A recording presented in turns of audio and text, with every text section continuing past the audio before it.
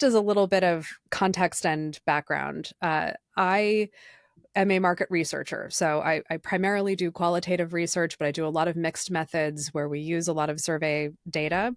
But Yes. because I do that kind of work, I also do spend a fair amount of time with government data Okay. because Good for we you. build things off the census. We use Esri. There's all sorts of Right. data Absolutely. sources that we love.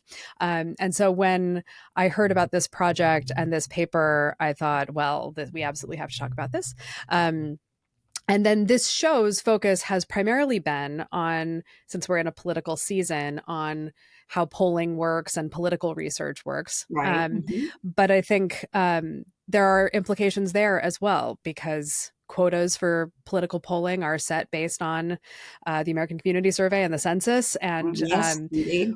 we need all this information very, very badly. So You do. maybe a good place to start before we dive into this paper is just if you could tell me a little bit about what you do and how you got involved with this project. Surely. I'm a political scientist by training who had, statistics and survey methods courses. And I wound up moving from Rochester, New York with my late husband to Washington, D.C. so he could do research in the Library of Congress. And I fell into a job at the Census Bureau. And from there, I worked at a couple of places. And 40 years ago, I joined the Committee on National Statistics at the National Academies of Sciences, Engineering, and Medicine. And that committee was set up in 1972 to advise statistical agencies like the Census Bureau on improving methods and so on and so on. I am also a member of the American Statistical Association.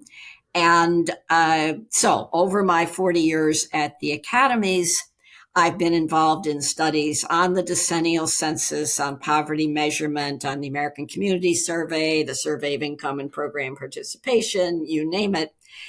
In my activity in the American Statistical Association, I have worked closely with the science policy advisor, a gentleman named Steve Pearson, who is one of the authors of this report. And he has been working hard for the last 15 years on trying to educate Congress about the need to support federal statistical agencies. And several years ago, he came up with the idea of framing it as just like the civil engineers do a review every several years of our bridges and roads and so on, and give us C plus or D minus or whatever reports, that there ought to be a review of the federal statistical system. Well, he was finally able to get funding from the Sloan Foundation, to whom we're very grateful. And he and his co-principal investigator, Jonathan Auerbach, who worked with Steve at ASA and is now an assistant professor at George Mason University, and a great young man. And they got funding from Sloan, and they went and recruited several of us to be part of the project team. We also have a scientific advisory board. We had a lot of reviewers of the report, etc. So I directed studies of expert committees. That's how the Academy does its work, like on the census. And then I ran the Committee on National Statistics for a number of years. And then at age 75 in 2017, I stepped back, and I'm now a part-time senior scholar. And I help with reports where needed. And I also do some consulting work on my own. And it was in that capacity that I signed up for this effort. So we began a year and a half ago, thinking we were that we wanted to look at the 13 principal federal statistical agencies and the chief statistician's office in the Office of Management and Budget, and assess their health, however you wanted to define that. We talked to lots of people, including, of course, the heads of the agencies, the chief statistician. We had a workshop in the fall where we discussed all this, and we gathered a lot of data. We surveyed, actually, the statistical agencies about a number of things, and they were extremely cooperative because we had kind of a big ask. And then we looked at a lot of publicly available data. And we wrote the report that we released in early July, July 9th, I think it was, and the nation's data at risk. And our overall conclusion is that these federal statistics that we all rely on, whether sometimes we know it or not, Mm-hmm. and we just expect to come out and be high quality and objective, that they are at risk. And the report identifies those risks, goes into a lot of background material. In addition to the main report, there's a whole bunch of supporting materials, Mm-hmm. including one on data quality that has even more about response rates and so on. And we then had a number of recommendations for actions that we think would help. We hope this report will be annual. We have funding for another round, and we're trying to get our heads around that right now because it was a major effort to pull this together. And we welcome input on, anything we might have not gotten quite right, anything we covered a lot, but we didn't cover everything there is to cover, and what people see as priorities for us to continue to look at. It's a really we will definitely share links to the project website and Right, the PDFs that people can download. There's an executive summary, there's a key right. findings, there's Highlights and yeah, a all full kinds of report. things. Yeah. Um, Study my water. and oh, of course, yes. And I think one of the things that I suspect a lot of people may not be aware of is how many agencies are Yes, collecting data and how integral to the policymaking process they really are. I think most people are aware there's a census. yes, They are aware that that helps, apportion Congress and so on. yes, But there are other agencies collecting data that influence who gets SNAP benefits and yes. where public health investments are made for managing Yes. long-term chronic conditions. There was I confess, looking through the report, I was like a little bit mind blown about I how know many things. it's a yes. Go ahead. I'm sorry. Oh, no, no. I think Yeah. how many things hinge on that, and also that there is, in fact, a kind of evidence-based policy making law that needs to be Yes. renewed. It sounds like, and that it also has its own sort of body for this. And I was completely unaware that this agency even existed. So Right. I think maybe Right. a good place to start is and in fact, I was just interviewing a political psychologist from Villanova before this call, and she mentioned that one of W.E.B. Du Bois's early projects studying the Black community was done for the Department of Labor, which I knew about the study, but I didn't know that the Department of Labor Mhm. had sponsored it. But maybe you could talk broadly about why agencies collect this data. What do we need data for?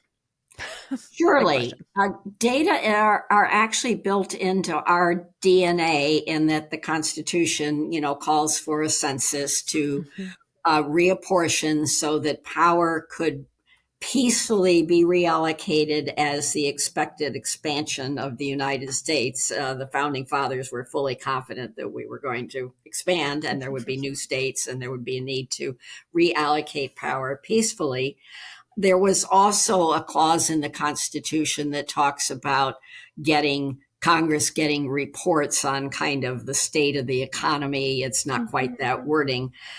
And Alexander Hamilton, actually, at the beginning, had a whole group of people who were meticulously compiling data on exports and imports because tariffs were the chief revenue source for the federal government for a Right. long, long time.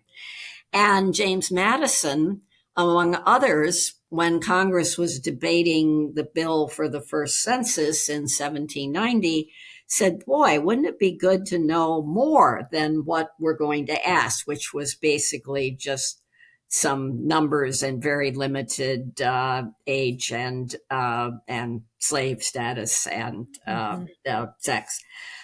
And specifically, he was interested in knowing what people were doing, whether they were manufacturing or farming or commerce. And a question was added to the 1820 census that precisely asked that. And questions kept being added. And then as policies became important at the federal level, we started out with a federal government that had very basic responsibilities, an army and the attorney general and State Department and Mm-hmm. Treasury. We then added a number of cabinet departments, and the agriculture department was added in during the Civil War. Mm. And every department that got added invariably had a statistical function. The authorizing legislation said we want data on Mm. whatever the topic was of the department. In the case of the Bureau of Labor Statistics, that produces things like the unemployment rate and the consumer price index, that was actually set up before there was a labor department. And the burgeoning union movement and the industrialization, they wanted desperately statistics on how wage workers were doing, how they were living, what they were earning. And in fact, the state of Massachusetts and some other states set up statistical departments before the federal government, but they finally did it in 1884. And then the Census Bureau, it used to be that Congress would pass a law and there would be like a census office set up, but it would disband once the publications were out. And finally, in 1902, I believe it was, the Census Bureau was established as a permanent agency. And initially, at one point, Commerce and Labor departments were combined, and then they were split off, Mm-hmm. and so on. But anyway, this pattern continued. There was actually a Department of Education set up around the time of the Civil War with the Statistics Office. The department only lasted a year or two, but the Statistics Office continued and was lodged various places. And then we had, of course, the Social Security Administration, and they had a great need for data. And they ultimately became part of Health and Human Services before being split off again as an independent agency. So when transportation, HUD, you name it, came online, they all had statistical functions. And in some cases, like the Justice Department, which was set up as a department as opposed to just the Attorney General, to under the Grant administration, and played a really important function in the demise of the first Ku Klux Klan, getting that under control. And FBI started collecting statistics in the 1920s. And then, as again, the federal government got more involved in the 60s and the 70s in funding police work and working with the states and localities, because policing has always been a local function, there was a statistics office set up, which is now the Bureau of Justice Statistics. So it just went on like that. And in the 30s, there was a viewed need to have some better coordination, and something called a Central Statistical Board was set up, which in fact the American Statistical Association recommended. And then that became what is now the Chief Statistician's Office in OMB, which used to be the Bureau of the Budget. So we wound up with these 13 principal agencies, the Chief Stats Office, and then there are a whole bunch of other statistical programs. Various units of NIH conduct big surveys, et cetera. This is unlike most other countries. Most other countries have like a Statistics Canada or a Statistics Norway or something like that. But and there have been a dozen or so studies, which we document in one of the supporting materials, starting in about 1903, of the statistical agencies, many of which have recommended that they be combined, or at least the Census Bureau, the Bureau of Labor Statistics, and the Bureau of Economic Analysis be combined. But once you get a department having an agency, and then that usually corresponds to a congressional committee that has oversight, nobody wants to give that up. So those recommendations have never gone anywhere. And we, in fact, say we're not going to expend limited capital on arguing for a more centralized system. What we do argue for is greater recognition and autonomy and resources for these agencies, some of which are really buried in their departments, and then much greater resources for the chief statistician's office, which until a year or two ago had 6 actual positions. Plus, they get people on detail. Somebody from the Right. Census Bureau comes over. They've now actually got 12, which is, they used to have, back when this central statistical board and so on, many more staff. And there's a whole history there of why that contraction happened and so on. But if we're going to have a decentralized system, and we are, there's just too much, it's just too heavy a lift to try to do something about that. There's got to be a bigger, better coordinating function that can do things like strategic planning and priority setting and that kind of thing. But that's how the history was. Our states were, handled a lot of functions like police and education, and as they got a federal concern or federal money could help, we got departments, and with those departments, we got a statistical agency. I think this is, I mean, I have to confess, as someone who's been working in market research for 20 years, I didn't know the origin of the word statistics. So I didn't know that it is actually information about the state. Um, Again, Right. how And many times do you stare at a word, Um, but I think it is interesting to have this grounding because yes, the need for agencies to have information that they can use to base decisions, policies, investments of resources yes. against makes a lot of sense. Like otherwise, how do you know who needs what, How do right? you know what to do and what you're doing? And there are all kinds of examples. A lot of programs, allocate funds by formulas, so Congress Hmm. doesn't have to decide all the time. Community development block grants and Title I Right. education funding, and they use federal statistics for those, population, income, poverty, housing conditions, some of those. And so that's a very important use.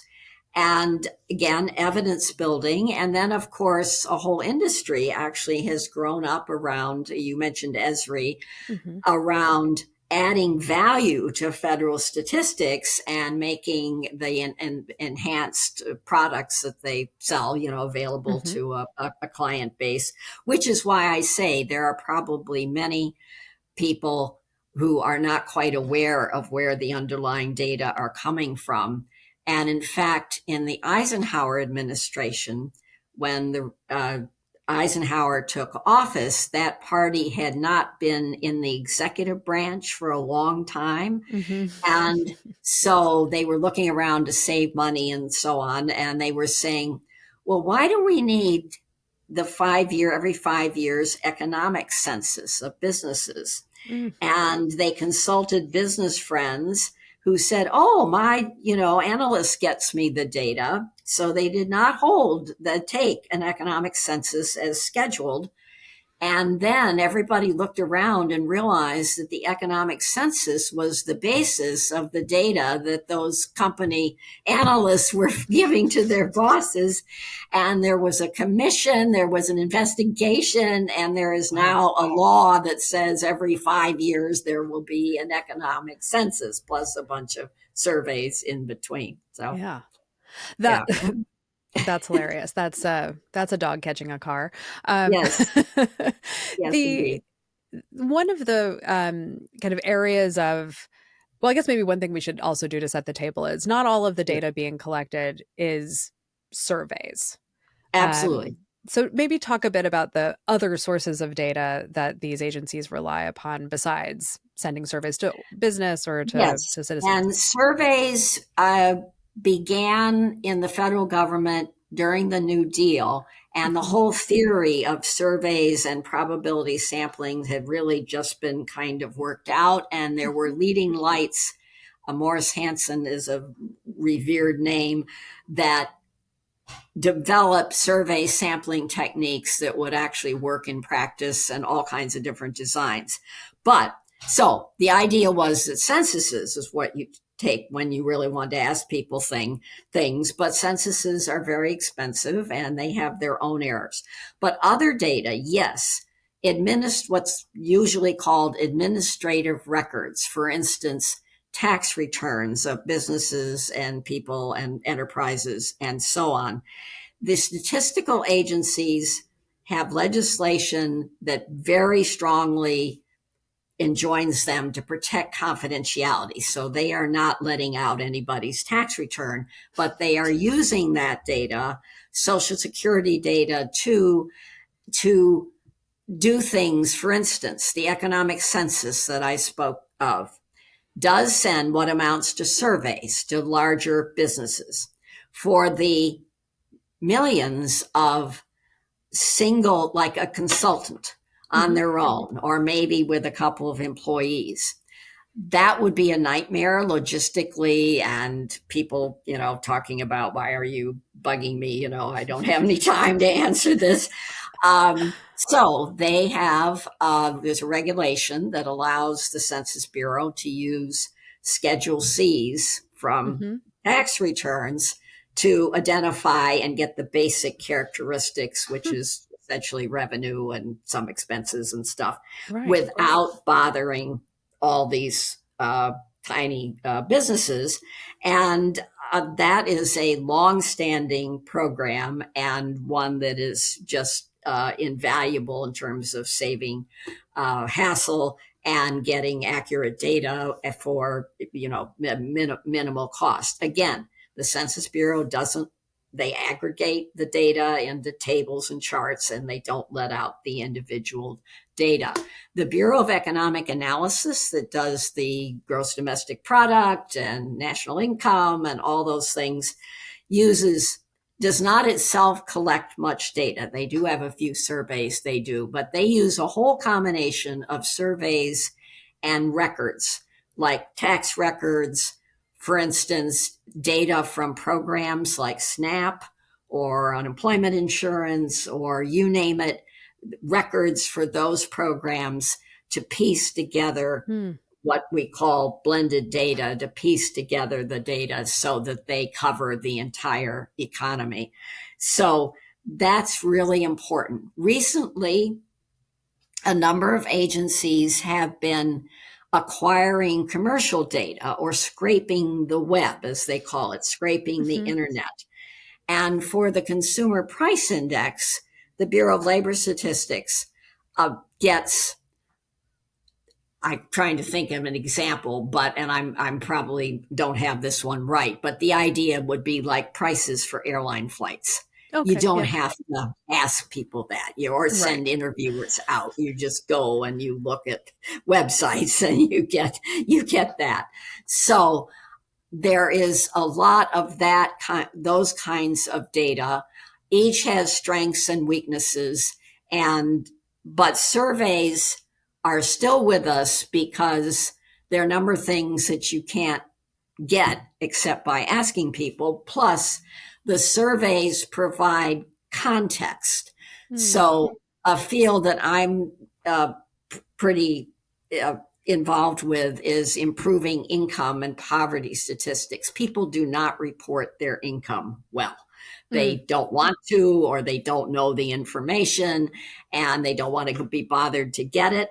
So there is work now at several agencies to try to use administrative records to fill in the gaps. But you need the survey data, because that will tell you things like how does income levels look by education or veteran status or family type, or that kind of thing that you can't readily get from records.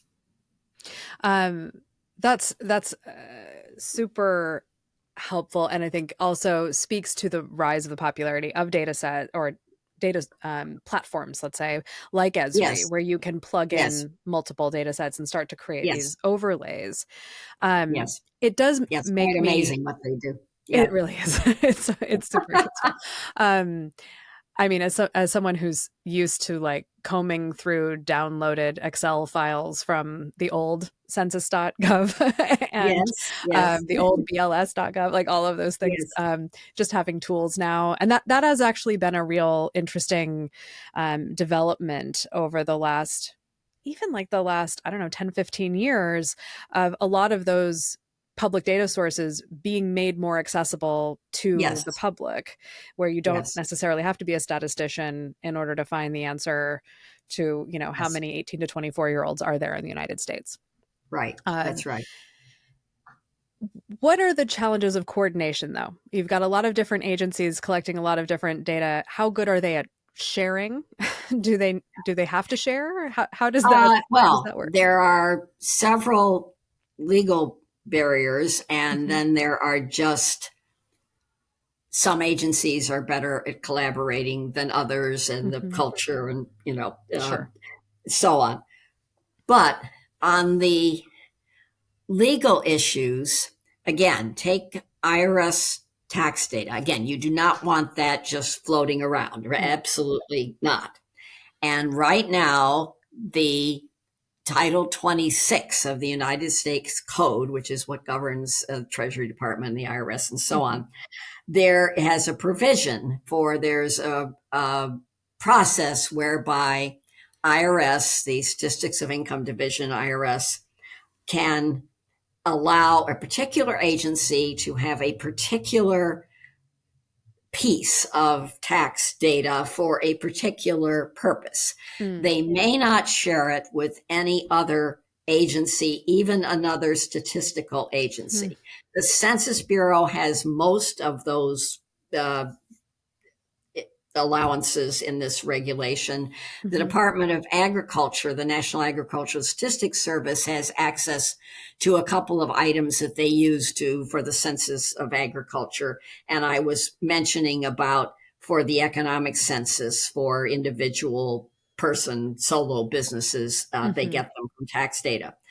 But even though there is something called the Confidential Information Protection and Statistical Efficiency Act, CIPSE, which was passed in 2002 due to heroic efforts of the late Catherine Wallman, who was chief statistician then, and is now part of this Evidence Act that has penalties of it's like $250,000 in fine or up to Wow. 5 years in jail for any statistical agency staff who release, leak some Mm. identifiable information.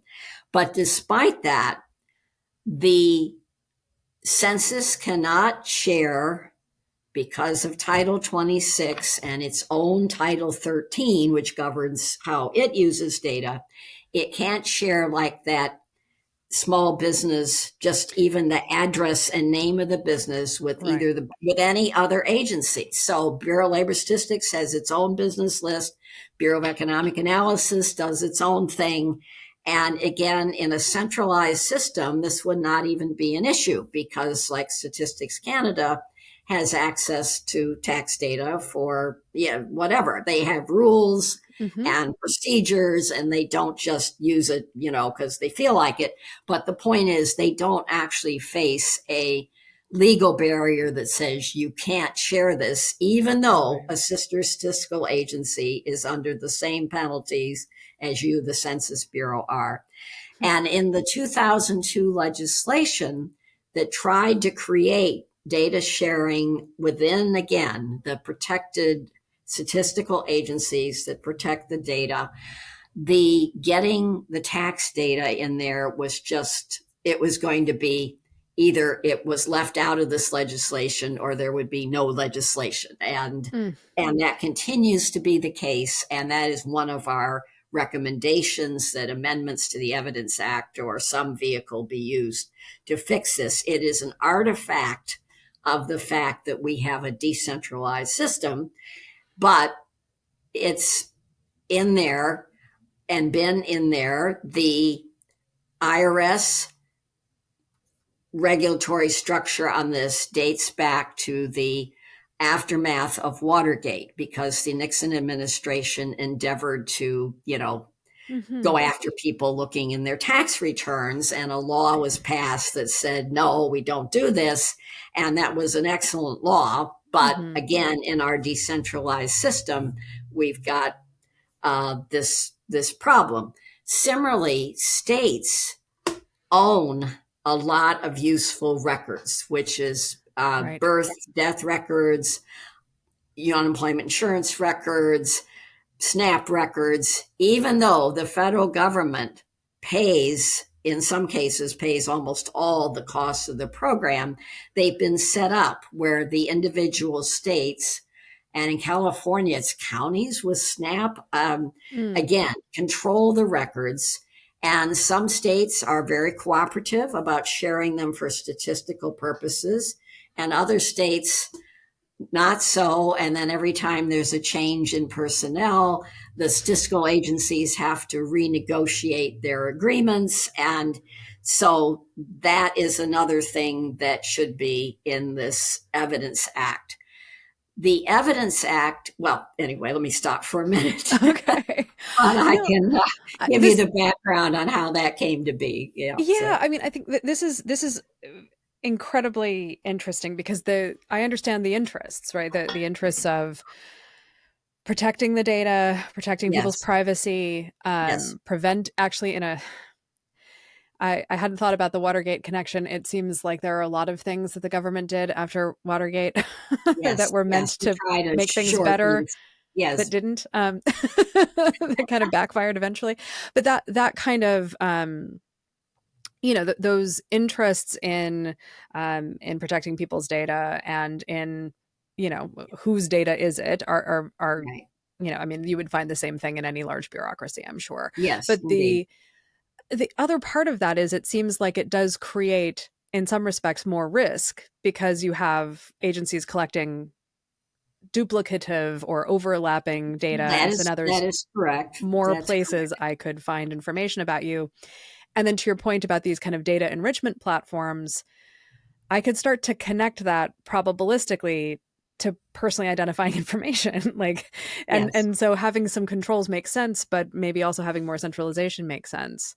Um, so you don't have More so many treating, records. if we're going to have a physically decentralized agency, trying to make it virtually more centralized. Hmm. And your point about more data out there, yes, we also have a recommendation that says, I told you about these big penalties that are Hmm. on Cisco agency staff. And if you ever go to the Census Bureau's website, you can actually find the training that they offer for that employee mandatory for employees Hmm. on protecting data and go through it. And it Oh is wow. quite something. But one of our recommendations is that the Evidence Act make it penalties for users, which would include Mm. companies that add value. It would include other departments of government, like Homeland Security, say, or their contractors, or it would include, say, some graduate student who thinks they're the latest whiz and just wants to show how they can, find out things, that it would say, no, we don't do that. We Hmm. have collected data from the public for statistical purposes of evaluation, figuring out which programs work, how programs could be improved, helping localities figure out where they need social services, where the schools need to be, expanded or contracted or whatever, for public purposes, for the public good. And those data are not to be used Hmm. to even just in jest to try to hone in on an individual and expose, their Hmm. or a business and expose their data. So that is one recommendation that we have. Europe does have such legislation. And oddly enough, the Department of Education has such legislation. It was part of legislation that established the Institute for Education Sciences about 25 years ago. And the National Center for Education Statistics will put up on its website for some of its more sensitive data, here's these penalties. They Hmm. apply to you as well as to us. Now, you don't want to scare public away from going looking for data, but you want to build a culture of we're all in this together. And it would help the statistical agencies because right now what they are doing, because there are greater threats to privacy and people figuring things out from mixing and matching things, that they are pulling back data into secure enclaves that researchers can use if they're connected and have money Mm, from a grant program and so on, or they're reducing the content that they're releasing. And right now, that is fully their incentive. They are at risk. The rest of right. us are not, being told, do not mess with these data for Right. harmful purposes or enforcement or moving, infringing on somebody's rights or outing them in some way.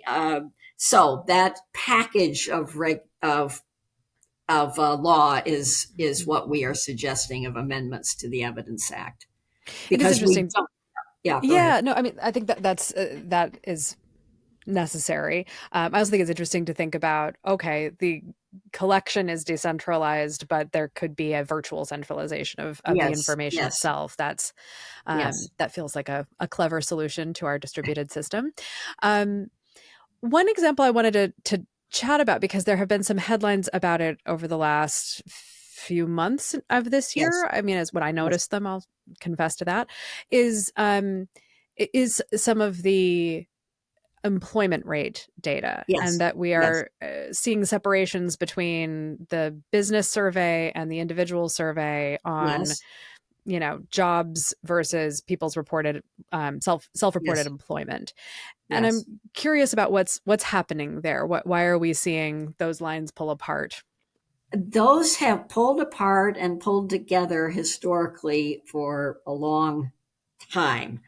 They generally trend in the same way, Hmm. but they do pull apart. They are from totally different data sets, one being a survey and one being business records coming through the state employment security agencies to the Bureau of Labor Statistics. And I once heard a really interesting analysis of why and when they differ. They're, for one thing, the payroll data are jobs. Hmm. They are not people. People have multiple jobs. Some people do. And of course, some people have less than full time work. Also, they are payroll jobs. They are not, for instance, off the books jobs. And people will, in the survey, the household survey, will report some of that. I mean, they don't call it that, but they will report some of those kinds. They do construction or they do, something, and where they are self-employed or they don't report an employer. And I undoubtedly have this wrong, but those kinds of jobs that cannot show up in the payroll survey because Hmm. they are not, somebody's not on the payroll. Right. um, so when there are economic downturns, I believe it is the case that the household survey will look a little more robust than the payroll survey in terms of employment Mm. and vice versa. I am not up specifically on the current setup. But it is also the case that COVID-19 really did a number on a whole number of surveys and data programs. Obviously, any survey that was using personal in-person interviewing had to, do Mm. something Hmm. else or during COVID. But the household survey has long-standing adjustments called, one thing is seasonal adjustments, because historically there have been patterns like hiring extra people around Christmas and New Year's, Hmm. or students coming out of school and working and coming back. Right. And COVID and virtual work and gig work and all that has really kind of messed with some of those adjustment procedures. And I know that the Bureau of Labor Statistics, puts out all effort to try to get that as accurately as they can. But Mhm. that is also the reason why you will see some revisions. Also in the payroll survey in particular, because some companies lag in reporting and they don't get that until later, and then they revise the estimates. But they are basically, well, again, one is jobs, the other is people, and people have either no or less than one job, or and maybe some they're dog walking on the side or something. And then also people have multiple payroll jobs, so they will not be in One to sync one.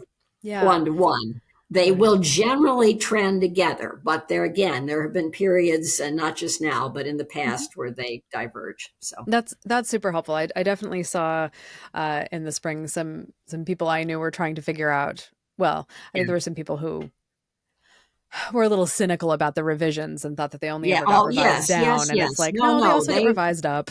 You know? no, no. They.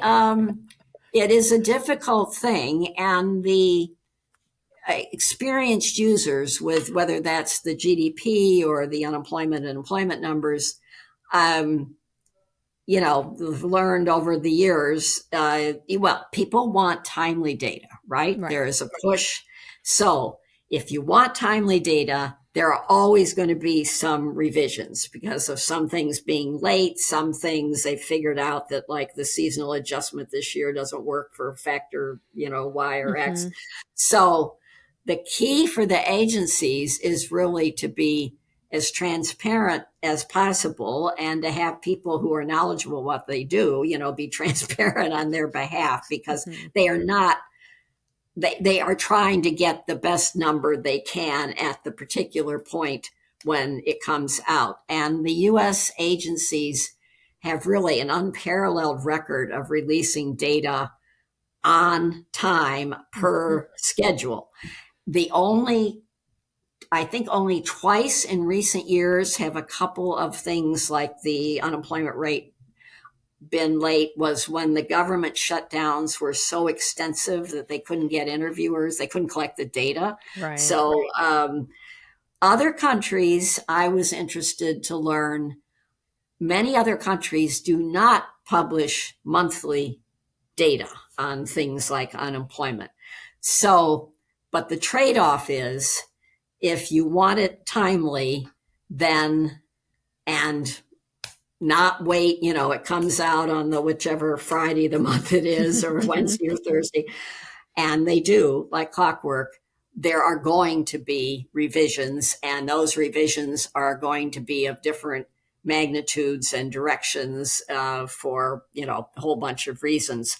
There is an effort, I know, going on at the Bureau of Economic Analysis, to try to reduce the extent of revisions there, if for a story about why we need these agencies and why they needed to be funded. In the Great Recession, BEA documented that there was, a huge decline in GDP.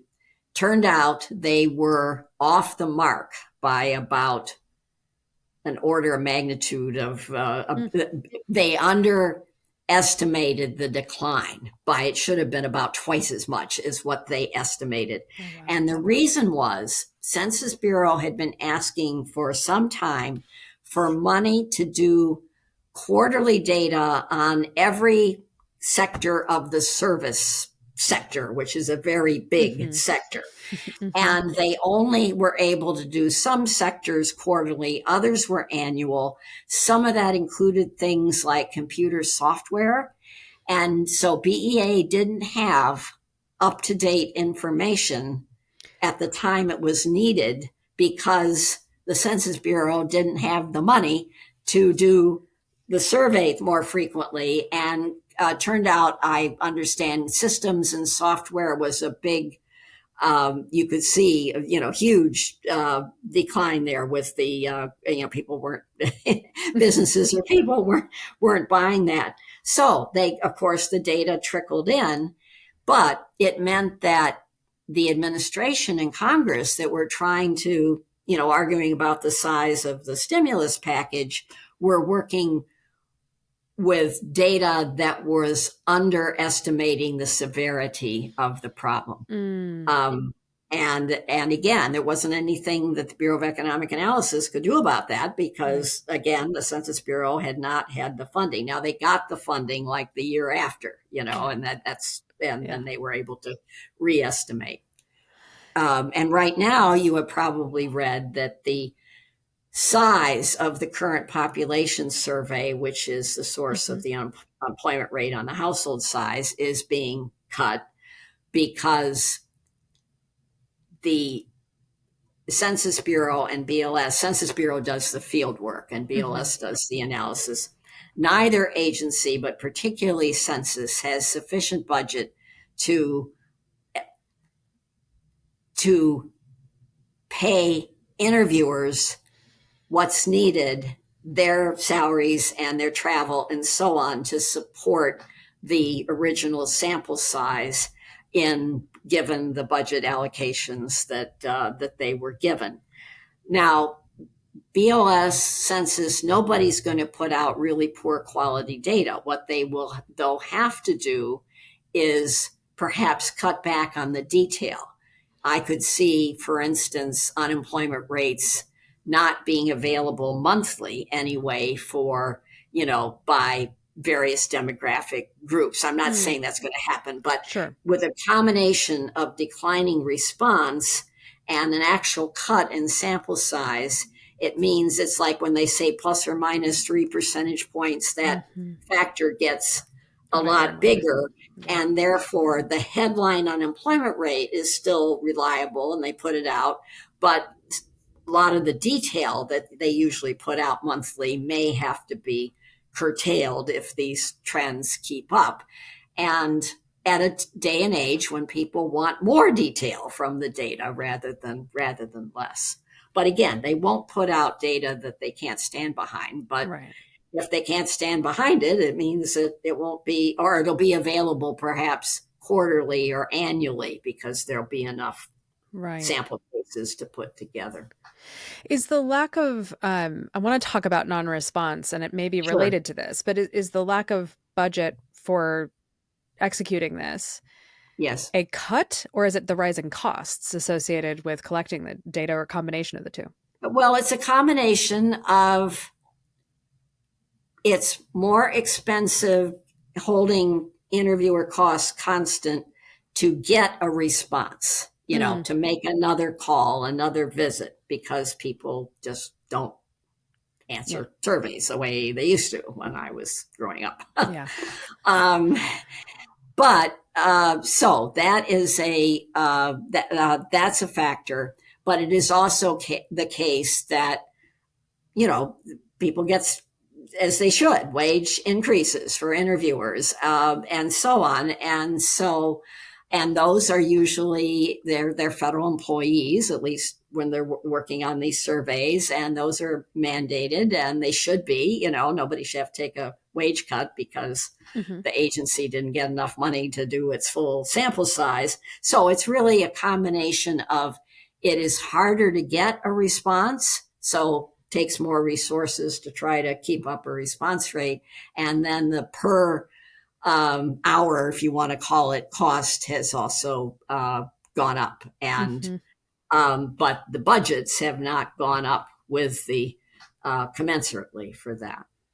I mean, this is a problem that has come up quite a bit in the course of producing this show and talking to people who work in Sure. political data gathering, because obviously um, they want extremely high quality data that they can stand Yes. behind, and so they rely Yes. on, the voter file, for example, in order to do that. They rely on probabilistic sampling methods, um, whereas over in my neck of the woods, we're using a lot of online sample Yes. providers, um, Yes. which are I did 2 episodes about the inauthentic behavior challenge of online sample. um, but it Right. does seem like there are Oh my gosh, there's like four directions I want to go in with this question.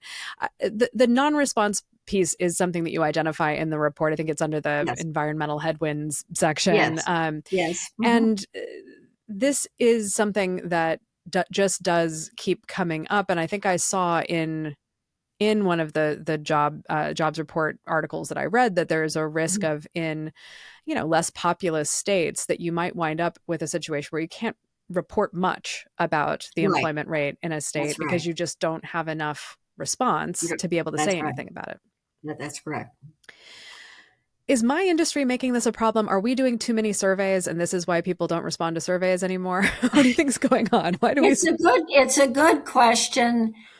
Again, I'm, in my early 80s. And when I was a kid, getting a long distance phone call was a big deal. Getting a Yes. phone call from a survey group that said, they might have just been asking about brands for chicken a la king or something, Right. but it was a big deal. But survey responses have been declining for a long time. Yeah. These government surveys have historically have done extremely well, but it's been gradually. But then I was just looking at these charts. Really, the last 15 or so years, I would say they have taken more of a steeper decline, and some of that, I think, we speculate is tied in the case of the federal surveys to distrust in government. Mm. The Pew Research Center has done work on that, and that's been going down for a long time, but there was a blip up after 9/11 and then Mm. a down.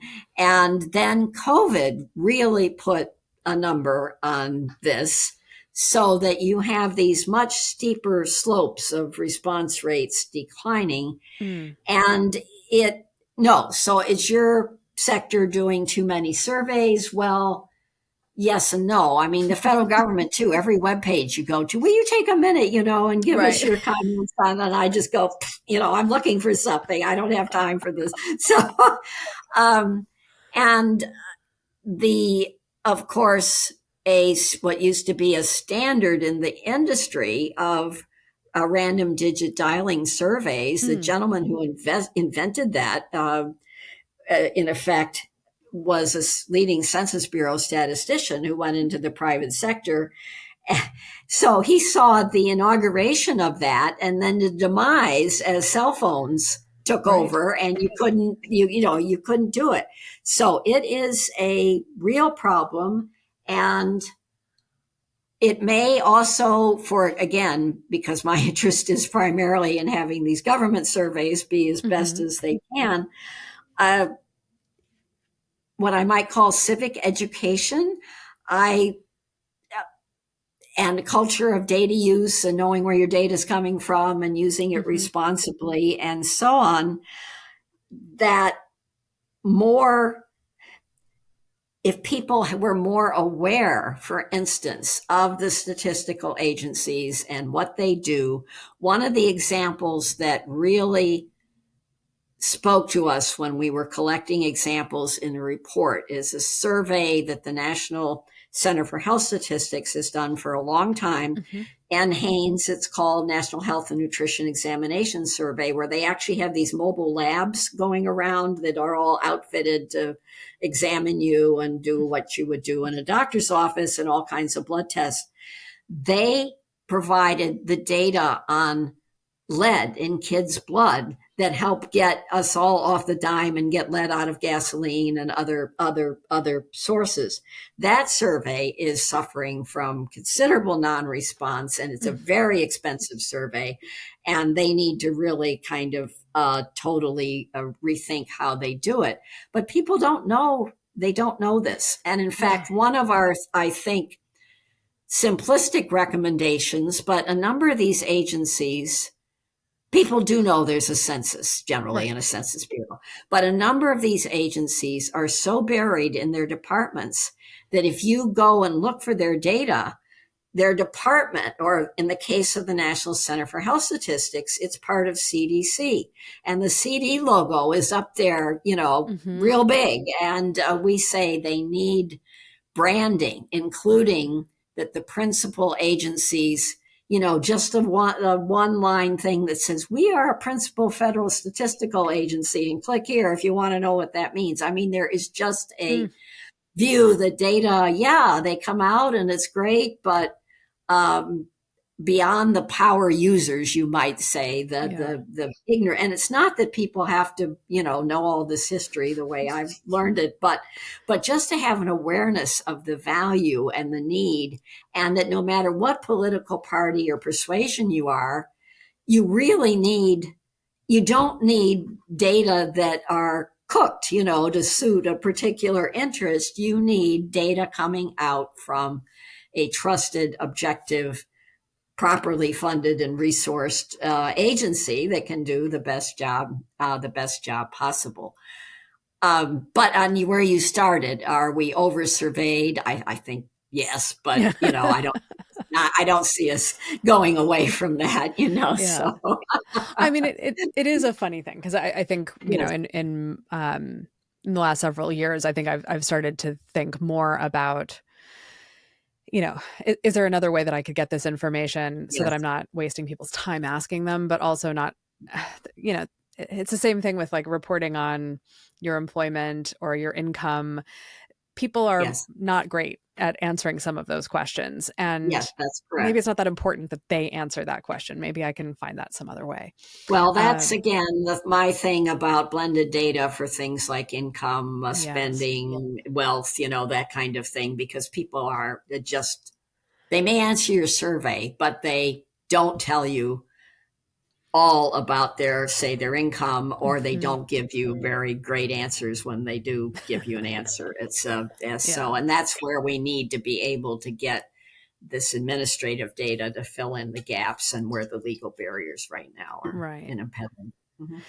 So the other reason that I wanted to talk to you was Mm-hmm. the some of the suggestions are very much about budget and sharing of resources Yes. and protecting information, coping with these non-response issues.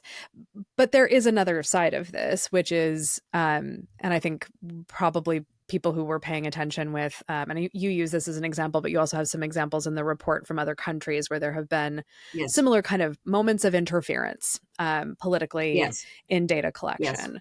Um, Yes. and I think we should talk about why it's important to protect these statistical agencies from either overtly political influence or just inexpert influence. Agency heads that aren't that engaged don't understand what it's for, starve it of resources, something like that. Yes. It is really important to have, again, objective, quality, trusted statistics. And the examples we had from other countries were governments that had some problem out of control, like inflation in Argentina, and they Hmm. literally fired people and sat on people in the statistical office. And it was really, really bad. We have never quite had that, but statistical agency heads will tell you that it doesn't matter which party, which administration, they always get, well, couldn't you hold this up until after the election? Or couldn't you put it out right now? That kind of thing. And there are statistical policy directives that the chief statistician's office has issued over the years to try to put up barriers, things like the unemployment rate are released at this time and not any other time, and policy officials can see it now but not earlier, that Hmm. kind of thing. There have also been some more egregious cases that we talk about, and some in our past as well. And the problem is, once you get, there will always be people who, oh, well, the government, I don't trust them to do anything right, and they're probably making this up, and that kind of thing. But if you were to lose credibility, you as a statistical agency with more informed data users, this would really be re- really too bad for everybody, because when push comes to shove, we do need to know whether unemployment, for instance, or inflation is getting worse or better. And having the exact magnitude, there will always be some error in any statistic, but everybody benefits from a level playing field. And that gets me actually the story of this Evidence Act, Mm-hmm. because Yeah. Congressman Paul Ryan, Republican, Hmm. back about 10 years ago, was interested in the war on poverty and what had worked and not worked, and was told by some folks he consulted, some academics, that, well, we're not really that sure because we can't use this administrative data to fill in these reporting gaps. People don't report that they got food stamps or school lunch, Mm-hmm. or they underreport their and then higher income people underreport their property income, and Right. often don't respond at all to surveys. So some that led in Ryan's mind to an interest in having better data for evidence. And he teamed up with Patty Murray. Supposedly, he said to Patty, I'm Republican, you're a Democrat, but on this one, we can all agree. So they first passed an act in 2016 that set up a commission, a congressional commission with different congressional people naming different, naming so many names to the commission, to issue a report on this issue and what was needed for evidence building. And the commission was co-chaired by Catherine Abraham, who used to be commissioner of the Bureau of Labor Statistics and was in President Obama's Council of Economic Advisors, a very serious, well-respected economist, and Ron Haskins, who used to run the House Ways and Means Committee for the Republicans, Hmm. and the staff, and then has been like a senior fellow at Brookings, and also Okay. very good guy. And they assembled a bipartisan and et cetera. So they issued a report, and their report said some of the things that we're saying in our report. And then there was an effort to pick up the recommendations that were picked up for the Evidence Act were, I will say, the easier recommendations. the the codification of this confidential information protection, the saying that all statistical agencies are charged to, produce reliable and objective and so on data. And that legislation also set up another commission or committee to advise on the idea of a national secure data set, a service Hmm. where records could be linked securely, but they would reside back with whoever had the records. So you wouldn't have this big brother data warehouse thing. But they did not tackle, for instance, this sharing of IRS data that I said is still not possible. They did not tackle in the Evidence Act, what about states that have records for programs that the feds fund and that really ought to be available for evidence? But they did a lot, and they required every cabinet office, independent agency, to have an evaluation officer. There were already chief information officers, and they were also to set up a chief data officer and a statistical official. So they set up this apparatus to try to get the federal government more active on data for evidence building. And that's now been working out. And there have been some successes and some, of course, anything that involves, groups of people and these different types of people working together. But it spawned this idea that evaluation was really important, that you didn't just change a program because you felt or some constituent said, I don't like this or Right. whatever. You tried to have evidence. And it is to Congressman Ryan's credit and Patty Murray's credit that they passed this. It hasn't gone far enough, which is what our Hmm. report is about, but it set a structure in place and it helped elevate the statistical agencies. Again, not enough, but Hmm. it helped. And there are supposed to be some regulations coming out from OMB to give meat to some of the things that are in the Evidence Act. So it is a quite actually an achievement. It is one, of course, that any administration that comes in and has, doesn't care that much about evidence, say, or, could easily short circuit and slow down and all that. Mm. But it has created some momentum to try to get, again, the whole government adopting an evidence approach to Hmm. policy making. The this may be a question that is better aimed at an administrative law professor, but in the most recent um, issuance of opinions from the Supreme Court, we do have Yes, this overturning of um, what's known as Chevron deference, which is basically saying that judges should defer to agency representatives who yes, are in an expert position to determine how best to execute the will of Congress through the executive right. agencies. Um, I'm probably giving away here that I went to law school and took administrative law, but it was a long time ago. Um, so, And I, um, again, yeah. So I think that class probably goes away now. But no, but it does seem like to your point earlier about some congressional expenditures are based on formulas. they are formulas, Those yes, that formulas have use to be, statistical data. and they use statistical data. They probably also need to be updated from time to They do time. often, they do, time to time. Yes, they do. And then I would imagine that there are also more qualitative frameworks for making agency decisions as well. Mhm, mhm. But is I as I was reading through this report, maybe I just had the That's overturning of pretty in Chevron your in mind, my mind, yes.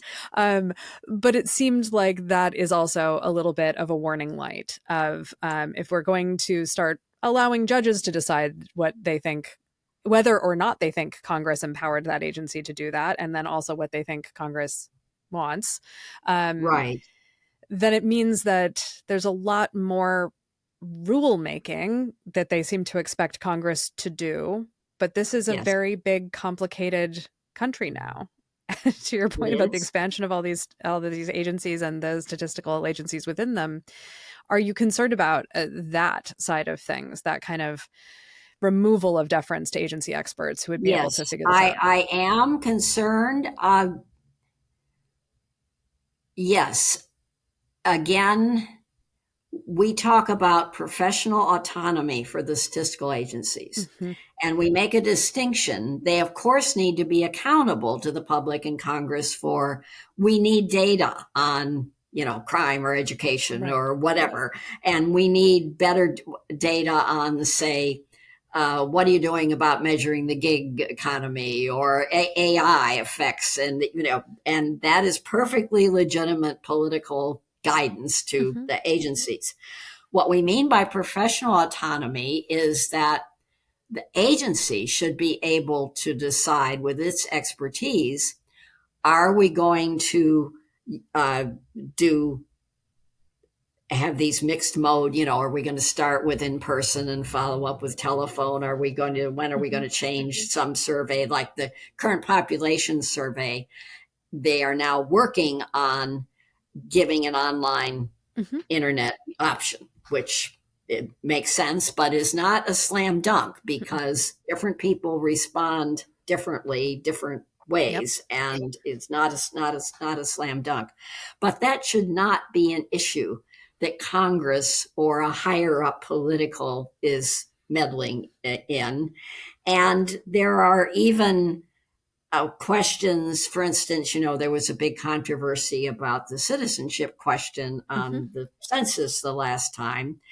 And it is asked on the American Community Survey, on the Hmm. CPS, on other surveys with no problem. And it is used, for instance, the American Community Survey estimates are used for parts of the Voting Rights Act, and other countries not all of them, but some of them have citizenship on their census. But in our country, with the fraught state of popular views and different views on immigration, and with the need to have an accurate count in the census, it seemed pretty clear to many people, and I will include myself, that having a question on citizenship in the US Census Mm-hmm. did not make a lot of sense. And in fact, it has never been, well, you have to go back to the 19th century, essentially, where there was again an interest in where were you born, Mm-hmm. but not again but I don't believe citizenship. So, so in other words, there are borderline issues where even the what can be a statistical agency can say, yeah, if you order us to do this, but be prepared that there's going to be this huge, undercount in the Mm-hmm. in the immigrant community. And there is some evidence that that undercount actually occurred in 2020. There was a Mm-hmm. bigger Hispanic undercount than before. But yes, so anything like Chevron, and to be truthful, again, I am not a lawyer, but why Supreme Court justices would think that, I mean, they are experts supposedly in constitutional law, right? Right. Not in medicine, for instance, or in whatever. So, yes, that is a worry. People can use lawsuits. Again, an example would be lawsuits have been brought for many censuses saying to the Census Bureau, you should only count people who are here legally. The Census Bureau has always been able to back those lawsuits by saying, we can't, we can't really make that determination, we Mm-hmm. can't, and that we will affect the accuracy of the census if we were to even try.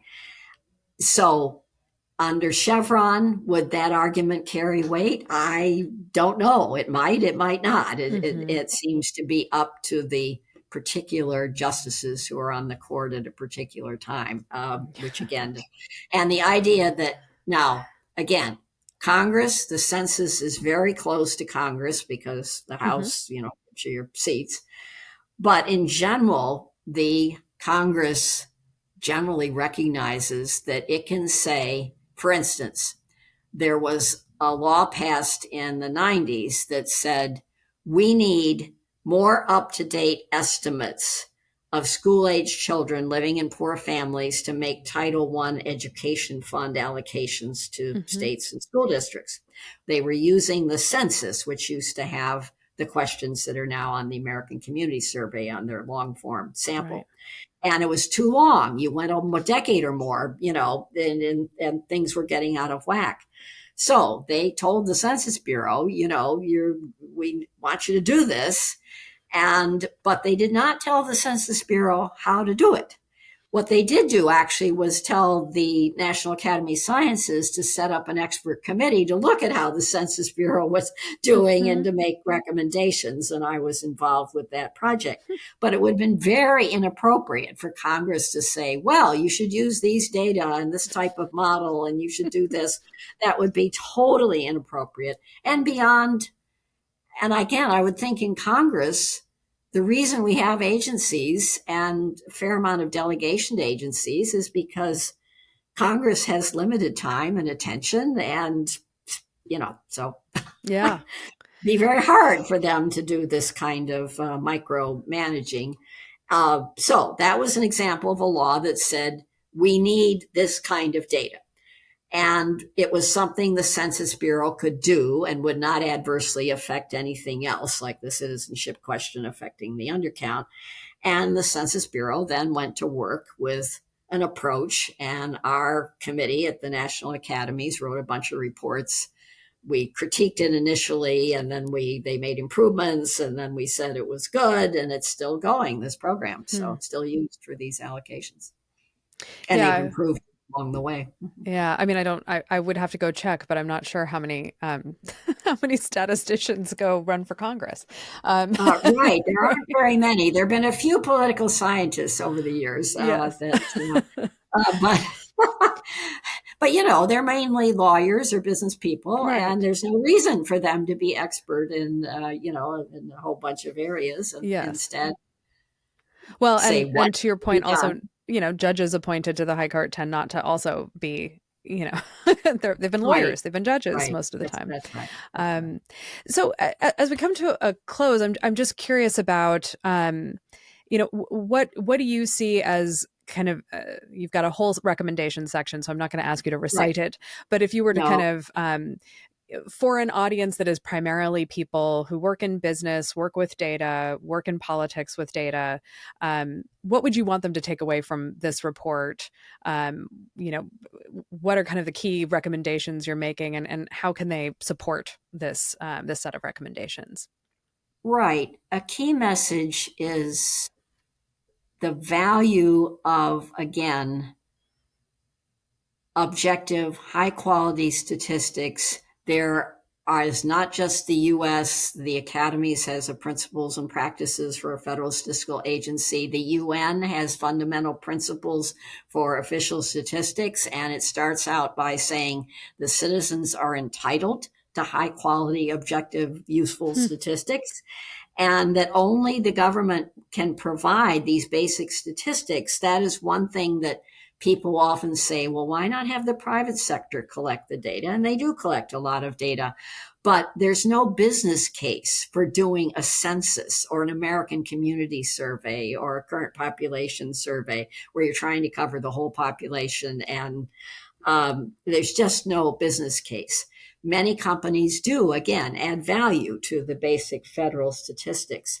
So I would ask folks out there in the polling industry and market research and so on to be to try to be as self-aware as possible of where the underlying data are coming from that they often use to benchmark their own Hmm. data or adjust it to represent the population when they get these really small response rates from Hmm.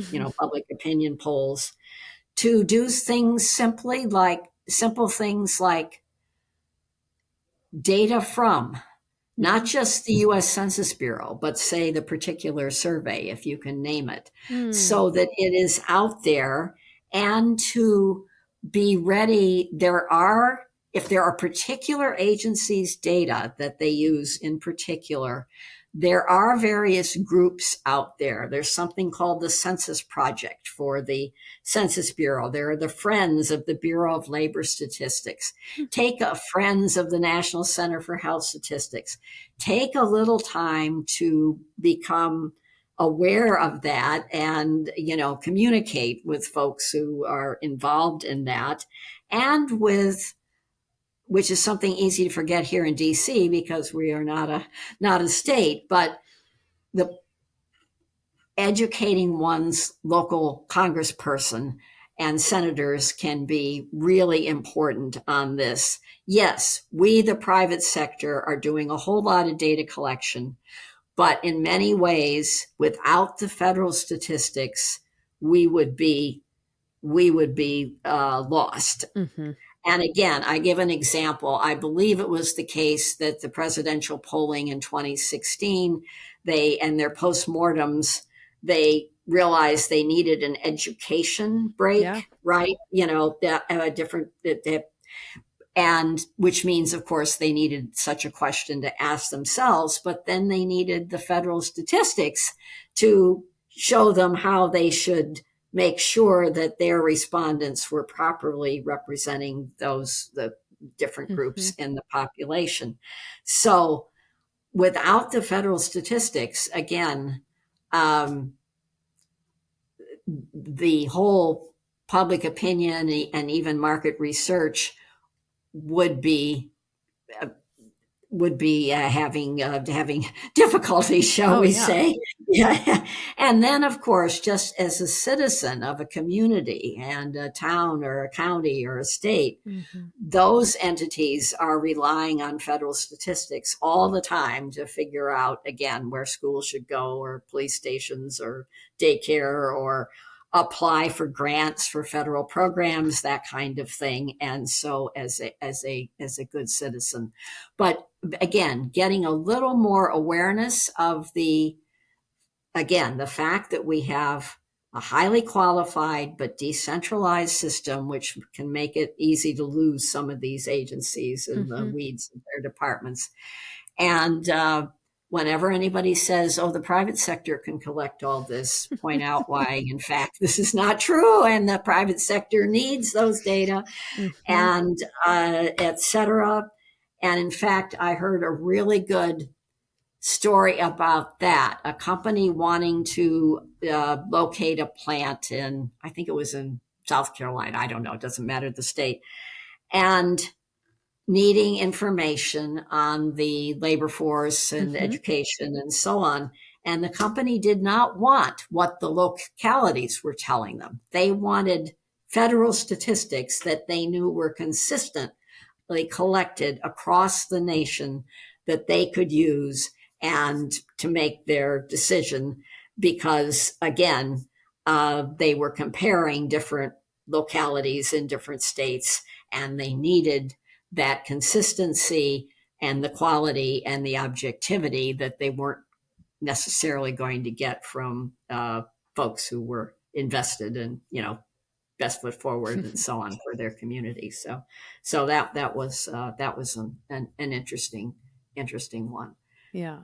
I think that's really helpful because I do, as I said, when I saw this report had come out, I maybe it's because I really do rely on federal statistics very frequently, yes. And I immediately was worried, but also but glad to see someone taking a look at all of the challenges just from a institutional support, budgetary support, the need to innovate, the need to have yes. the problem everyone's coping with non-response challenges. Yes. But also, I think one of the most important things about the report, and the reason I definitely want to share it in the show notes, and we have a newsletter that goes out with the show as well, right. is there are very real results if we don't have this yes. information. There are incredibly important things that we have been able to accomplish as a country because we have this information. The lead example is a great one. School funding is a great one. Just the ability to know what the GDP is, to know whether we're in a recession or not. Your example, yes. where do I put a new plant or a new office park? All of those things yes. are incredible important private sector, public sector, citizenship questions. And I'm so grateful for you taking the time to step me through the history of all of this and the findings that you and your team came up with in this report, The Nation's Data at Risk, because I think it's really important for people in my field for sure to know about it. Well, thank you. I was just a delight to talk with you. I kind of fell into federal statistics. I use census data in my political science, my PhD dissertation. And when we came to Washington, we thought we were going to be here just a year for my husband to do work on actually Booker T. Washington's papers from Library of Congress. Oh, wow. And I needed, one of us needed a job. And so I sort of fell into a job at the Census Bureau and made then a career in federal statistics, evaluating it, using them, evaluating them. Actually, I was part of a unit at the Census Bureau that helped data users use the cornucopia of data that came out when they were able to shift from just printed reports to computer files. And the 1970 census was the first one to wow. do that on a big scale. And so having federal statistics that are accessible and able to maintain the quality and the accessibility is just really, really important to me. Crosstabs is hosted by me, Farrah Bostic, with Paul Soldera. Production by The Difference Engine and edited by me. Music from Audio Jungle by S Audio. Find us at crosstabspodcast.com, where you can subscribe to our weekly newsletter and find out immediately when new episodes drop. Tell your friends about the show, subscribe on your favorite podcast service, drop us a note if you have any questions about poll design or sampling or weighting or anything else, and we'll see you next time.